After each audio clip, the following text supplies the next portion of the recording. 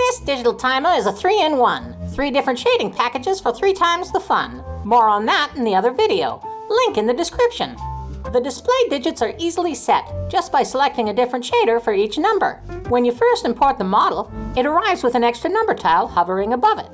The extra tile is just a container for pre-configured shaders for each number. The digits are determined by the alpha channel, if you really want to get under the hood. Or you could even use this tile to build your own LCD display for other projects, making this a 4-in-1 purchase. Am I right? But wait, there's more! The display illumination is controlled by the emission strength of the LCD shaders. I make a custom node that I can put on each of the shaders so I can control the illumination with a single slider. I've not included this node in the package because it isn't PBR compliant, and there are at least 5 other ways that you might prefer to tie those values together on your own. I'm always thinking of you, see? There is also an alpha map for the minutes and seconds tile that hides the M and S, in case you wanted the display to be off when opening the lid. Speaking of which, the lid is parented to the base so it can easily be rotated open and shut. 0 degrees is wide open and 180 is shut. The support legs at the back can be retracted when the lid is closed to keep the whole timer very compact.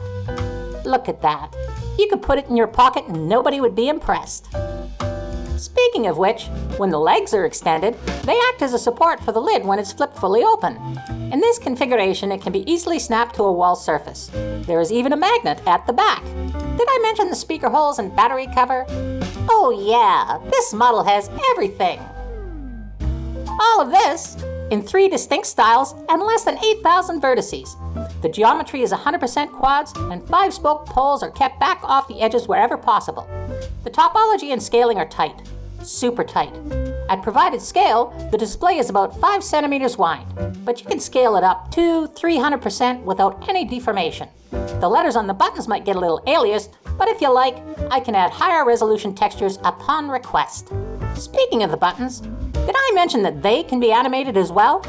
Just move the shape key slider for the respective buttons and you can animate setting the time and starting the timer.